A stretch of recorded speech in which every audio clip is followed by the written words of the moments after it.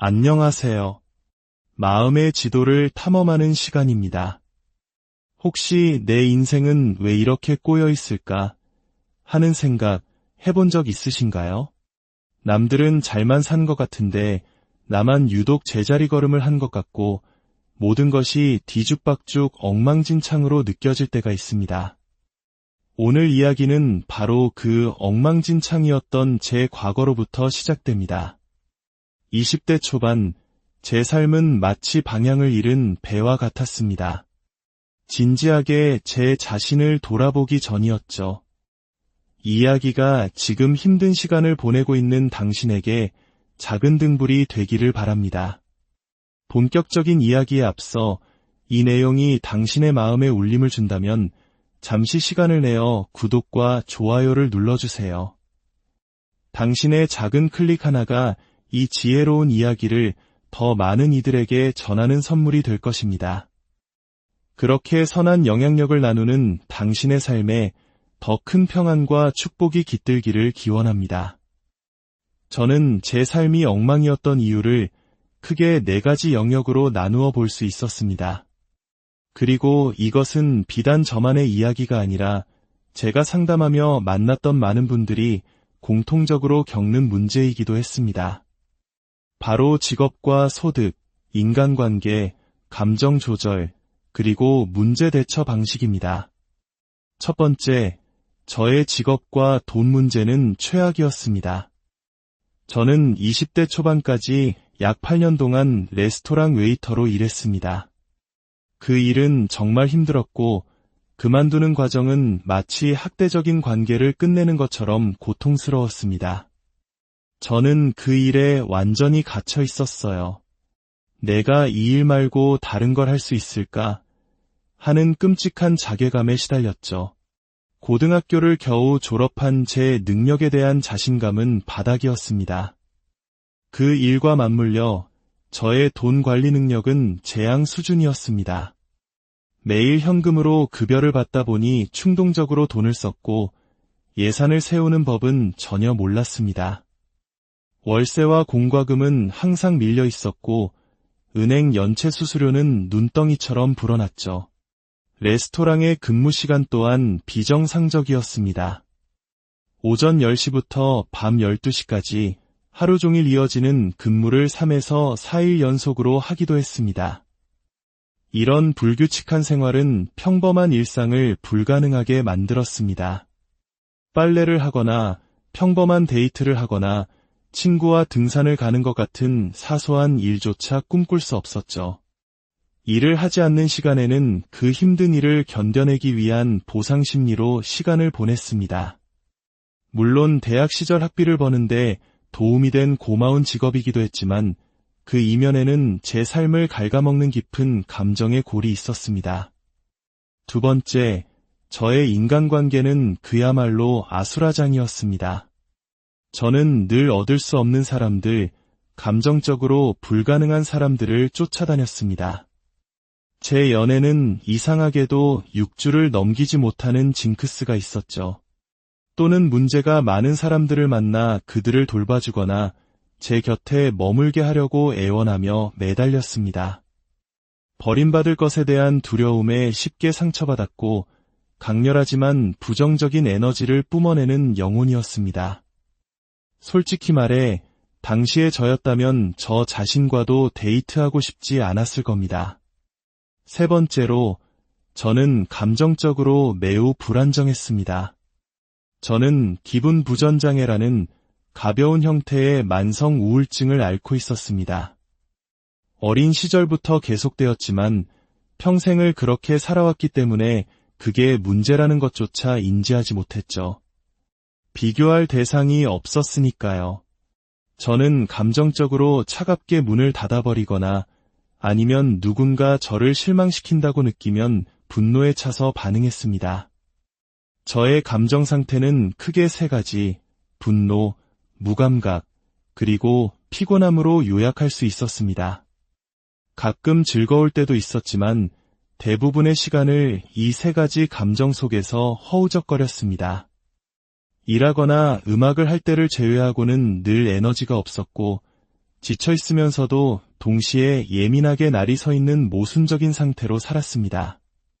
마지막 네 번째, 저는 심각하게 부정적인 대처 방식을 가지고 있었습니다. 거의 매일 대마초를 피웠고 술을 입에 달고 살았으며 하루에 담배를 한 갑씩 피웠습니다.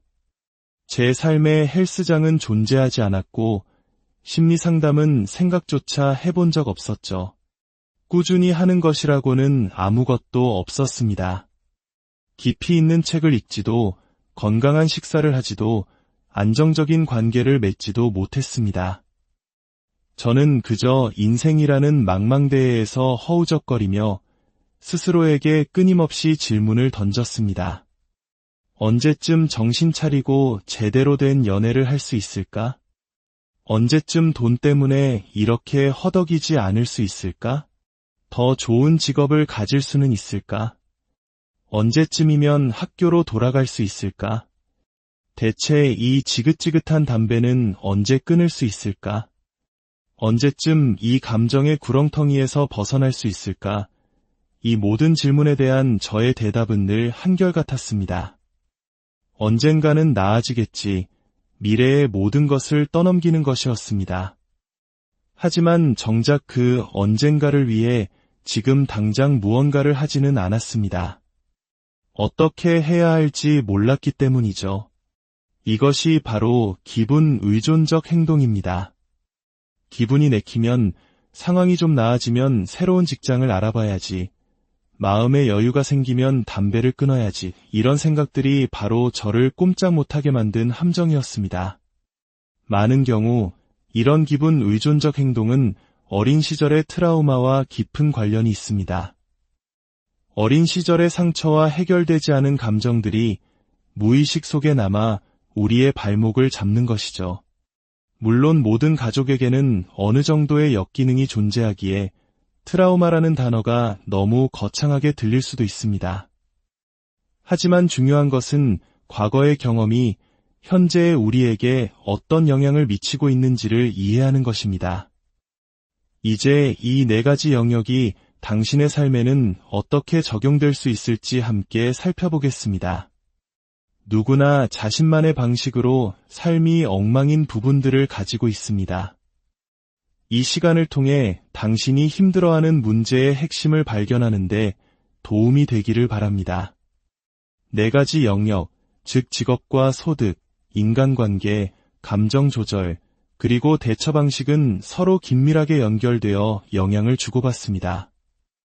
어느 하나만 떼어놓고 생각할 수 없다는 점이 매우 중요합니다.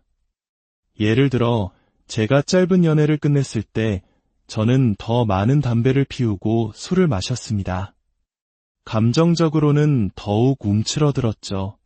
그러자 빨래 같은 기본적인 일조차 거대한 산처럼 느껴졌고 지각을 하거나 부정적인 태도 때문에 레스토랑에서 해고당하기도 했습니다. 이처럼 삶이 엉망인 상태는 연쇄적인 결과를 낳습니다.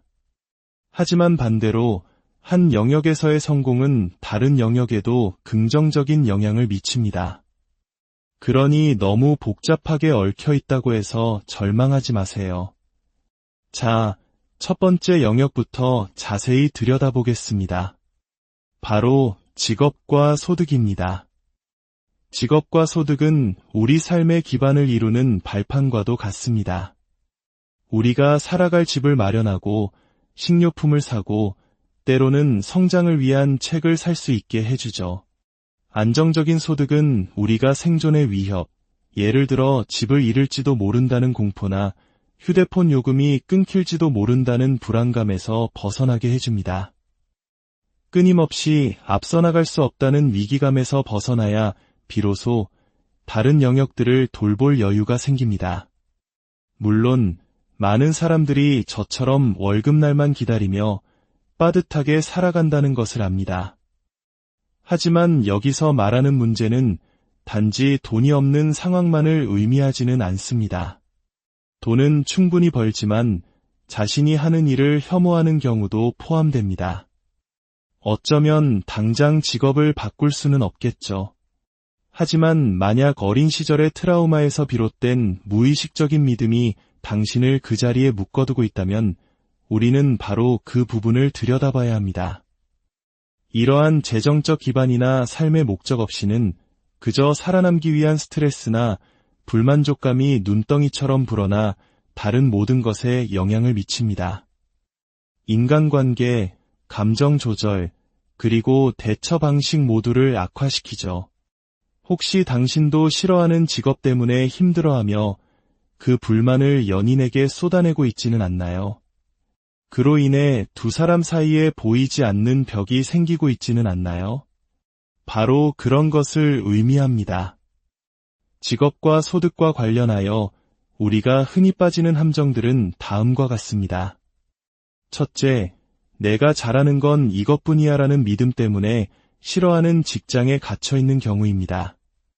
이것은 대부분 사실이 아닙니다.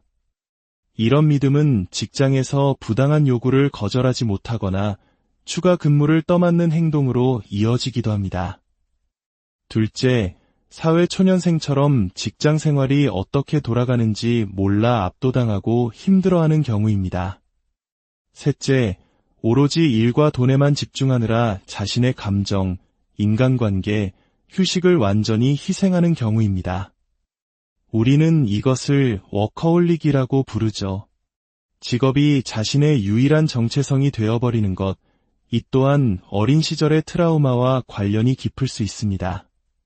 넷째, 여러 개의 저임금 아르바이트를 전전하며 어떻게 해야 더 나은 급여를 받거나 자신의 가치를 높일 수 있는지 모르는 경우입니다. 다섯째, 자신의 직업에 무의식적으로 건강하지 못한 애착을 갖는 경우입니다. 예를 들어 응급구조대원, 응급실 간호사, 심리치료사처럼 다른 사람을 돕지만 극도로 소진되는 직업을 반복적으로 선택하는 패턴을 보이는 것이죠. 여섯째, 직업이나 돈에 대해 의사나 변호사만 잘 사는 거야 와 같은 흑백 논리적 신념을 갖는 경우입니다. 하지만 당신은 사실 1인 기업가로서 엄청난 재능을 가지고 있을지도 모릅니다. 아직 발견하지 못했을 뿐이죠. 일곱째, 돈에 대한 깊은 트라우마를 갖는 경우입니다. 나는 늘 부족해라는 결핍감 속에서 살아가는 것이죠. 언제 직장을 잃을지, 모든 것을 잃을지 모른다는 공포에 휩싸여 살아갑니다.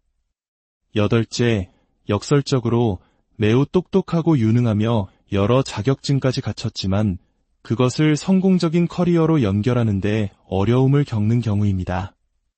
자격은 충분하지만 마지막 한 걸음을 내딛지 못하는 것이죠. 잠시 시간을 내어 당신의 직업과 소득 문제가 어린 시절과 어떻게 연결되어 있는지 생각해 보세요. 혹시 감정을 피하기 위해 일에만 매달리고 있나요? 그것이 부모님에게서 배운 방식이었나요? 더 나은 직업을 감당할 수 없거나 그럴 자격이 없다고 느끼나요? 당신의 부모님도 비슷한 문제로 힘들어 하셨나요? 두 번째 영역은 바로 인간관계입니다. 인간관계는 종종 우리가 얼마나 감정적으로 성숙하지 못했는지를 비추는 거울이 됩니다. 우리의 내면 아이가 얼마나 상처받았는지를 드러내기도 하죠. 이 말이 아프게 들릴 수도 있지만 절망할 필요는 없습니다. 오히려 이 문제들을 정면으로 마주할 때 우리의 관계는 놀랍게 회복될 수 있습니다. 어린 시절 트라우마를 겪은 사람들 중에서 정서적 친밀감의 어려움을 겪지 않는 사람을 저는 아직 만나보지 못했습니다. 여기서 말하는 관계는 주로 연인 관계를 의미하지만 모든 형태의 관계를 포함합니다.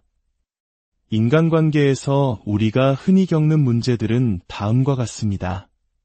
첫째, 앞서 말했듯 감정적으로 다가갈 수 없는 사람을 선택하고 결국 외로움과 좌절감에 빠지는 패턴입니다. 관계가 결코 상호적이지 않다는 느낌, 혹은 파멸로 끝날 것이라는 예감에 시달립니다. 둘째, 자신의 가치를 인격이 아닌 성적 매력에만 두는 경우입니다. 나는 매력적이거나 다른 사람을 기쁘게 할 때만 가치가 있다는 트라우마의 속삭임 때문이죠.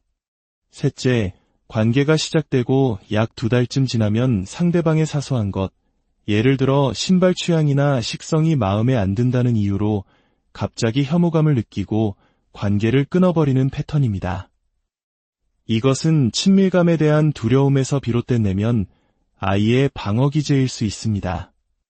넷째, 정반대로 학대적이거나 위험한 사람들과 연애하는 패턴입니다. 안전한 사람과 그렇지 않은 사람을 구별하는데 도움이 필요하다는 신호일 수 있습니다. 다섯째, 자신보다 여러 면에서 부족하다고 생각되는 사람과 사귀는 경우입니다. 관계에서 우월감을 느끼고 통제권을 쥐려는 것이죠. 여섯째, 친밀감 자체를 피하고 아예 연애를 하지 않는 경우입니다. 물론 때로는 휴식이 필요하지만 이것이 성장과 변화를 위한 선택인지 아니면 두려움에서 비롯된 방어인지 스스로에게 물어봐야 합니다. 일곱째, 끊임없이 파트너의 단점을 지적하고 비난하는 경우입니다. 우월감, 분노 혹은 경멸의 감정으로 상대를 대합니다. 이는 상대방을 있는 그대로 수용하고 감사하는 마음이 결여된 상태로 친밀감을 파괴하는 주된 원인입니다. 여덟째, 극도로 불균형한 관계를 유지하는 경우입니다. 집세는 혼자 내고 아이들 스케줄도 혼자 관리하는 등 일방적인 노력만 계속되는 관계입니다. 우리 모두 관계에서 어려움을 겪지만 어린 시절에 상처가 있는 사람들은 종종 부모님과의 관계를 재현하듯 아무것도 해결할 수 없는 상대를 선택하는 경향이 있습니다. 우리의 내면 아이는 친밀감을 피하는 데 있어서는 닌자처럼 교묘한 기술을 가지고 있거든요. 세 번째 영역은 감정 조절입니다.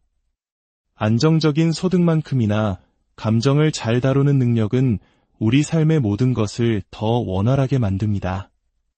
감정 조절이 안 될 때 우리는 마치 술에 취한 것처럼 안개가 낀 듯한 상태가 되어 다른 일에 집중할 수 없게 됩니다.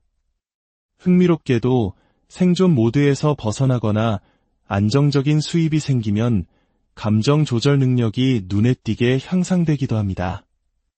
동시에 트라우마로 인한 감정을 조절하는 법을 배우면 더 나은 수입을 얻을 수 있는 기회를 잡을 힘이 생깁니다.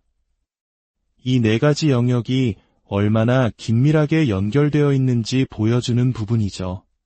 감정 조절이 잘 되지 않는다는 신호들은 다음과 같습니다. 첫째, 아주 사소한 일에도 과도하게 감정이 폭발하고 일상생활이 마비되는 경우입니다. 이 여파가 며칠 혹은 이별의 경우처럼 반년 이상 지속되기도 합니다. 둘째, 부정적인 것에만 초점을 맞추고 비관주의에 빠져 사는 경우입니다. 인생에서 잘 되는 일은 하나도 없어. 앞으로도 그럴 거야라는 생각에 사로잡혀 있습니다. 이것은 변화를 가로막는 내면 아이의 목소리일 수 있습니다. 셋째, 자기 혐오에 빠져 모든 것을 망치는 경우입니다. 이것은 역설적이게도 다음 영역에서 다룰 대처 방식의 하나이기도 합니다. 넷째, 친밀한 관계에서 극도로 예민해지는 경우입니다. 과거의 배신 때문에 파트너를 믿지 못하거나 상대가 나를 실망시킬 것이라는 증거를 끊임없이 찾아다닙니다. 이것은 내면 아이의 불안을 현재 파트너에게 투사하는 것입니다. 다섯째, 직장에서 지나치게 예민하게 반응하는 경우입니다. 모든 일이 생사가 걸린 문제처럼 느껴지고 주변 사람들에게 너무 격하다는 평판을 얻습니다. 여섯째, 다른 사람들의 기대에 부응하기 위해 지나치게 애쓰는 경우입니다. 특히 학대적인 사람이나 어려운 가족의 비위를 맞추려고 전전긍긍합니다. 일곱째, 극심한 수치심에 휩싸여 반응적으로 행동하는 경우입니다. 작은 실수에 과도하게 집착하거나 무언가를 숨기려고 필사적으로 노력합니다. 여덟째, 불안에 지배당하는 경우입니다. 새로운 사람을 만나거나 새로운 직업을 찾거나 건강하지 않은 대처 방식을 멈추기에는 너무 지쳐 있다고 느낍니다. 9째, 제가 겪었던 것처럼 우울증이나 기분 부전장애로 인해 무기력감에 시달리는 경우입니다. 더 나은 직업, 더 나은 환경을 찾고 싶지만 그럴 에너지가 전혀 없는 상태입니다. 감정을 조절한다는 것은 단지 이런 문제들을 인지하는 것을 넘어 힘든 감정을 느끼면서도 앞으로 나아갈 수 있는 최소한의 기능을 유지하는 것입니다. 감정이 당신의 목표와 꿈을 망치지 않도록 힘든 일을 해내는 동안 그 감정을 안고 갈 수 있는 힘을 기르는 것이 시작입니다. 마지막 4번째 영역은 대처 방식입니다. 이것은 아마도 가장 중요한 영역일 것입니다. 앞선 3가지 영역에서 발생하는 문제와 감정에 대한 직접적인 반응이기 때문입니다. 간단히 말해, 당신은 당신의 감정을 어떻게 다루나요? 라는 질문입니다. 어린 시절 건강한 방식으로 감정을 다루는 법을 배우지 못했다면 아이는 스스로 감정을 처리할 방법을 찾아내야만 합니다. 혹은 역기능적인 부모가 감정을 다루는 방식을 그대로 배우기도 하죠. 우리가 흔히 사용하는 건강하지 못한 대처 방식들은 다음과 같습니다. 첫째, 마법적 사고입니다. 현실을 직시하지 않고 모든 것이 저절로 좋아질 것이라고 환상을 품는 것입니다. 그렇게 나쁘진 않아, 나중엔 괜찮아질 거야라고 되뇌며 큰 문제를 외면합니다. 이것은 실질적인 행동 없이 미래의 모든 것을 맡겨버리는 것입니다. 둘째, 술, 포르노, 약물 남용 등 중독적인 행동입니다. 지금 스스로에게 정직하게 물어보세요. 당신의 그런 습관이 진정으로 원하는 삶을 사는데 방해가 되고 있지는 않나요? 셋째, 스마트폰 중독입니다. 우리는 모두 어느 정도 중독되어 있지만 당신은 감정을 회피하기 위해 스마트폰을 사용하고 있나요? 그 시간에 당신이 정말 원하는 다른 일을 할 수도 있지 않을까요? 당신의 스크린 타임은 당신이 얼마나 삶에 갇혀 있는지를 보여주는 지표일 수 있습니다. 이것은 비디오 게임에도 똑같이 적용됩니다. 넷째, 다른 사람을 구원하거나 과도하게 돌보는 행동입니다. 다른 사람의 문제에 슈퍼히어로처럼 뛰어들어 자신의 삶을 방치하고 있지는 않나요? 우리는 어린 시절에 버림받은 상처나 비극적인 부모를 둔 슬픔을 현재 다른 사람을 과도하게 챙기는 방식으로 대처하기도 합니다. 다섯째, 현실 도피적인 취미나 과소비입니다. 어떤 것에 시간과 돈을 쏟아부으며 현실로부터 도망치지만 스스로를 멈출 수는 없습니다. 이 모든 대처 방식들은 어린 시절의 상처를 가진 사람들에게 매우 흔하게 나타납니다. 상처가 깊을수록 그것을 견뎌내기 위한 대처 방식 또한 절실해지기 때문입니다. 어쩌면 이 대처 방식을 바꾸는 것이야말로 엉망인 삶에서 벗어나는 가장 좋은 출발점일지도 모릅니다. 해로운 대처 방식을 조금씩 줄여나가는 것은 엄청난 자존감을 가져다주고 삶의 통제권을 되찾게 해줍니다. 자, 이제 이 엉망인 삶을 정리하기 위한 3가지 구체적인 단계를 이야기해 보겠습니다. 첫 번째, 당신이 구체적으로 어떻게 엉망인지를 지도로 그려보세요. 제가 처음에 이야기했던 것처럼 4가지 영역에 맞춰 당신만의 차트를 만들어 보세요.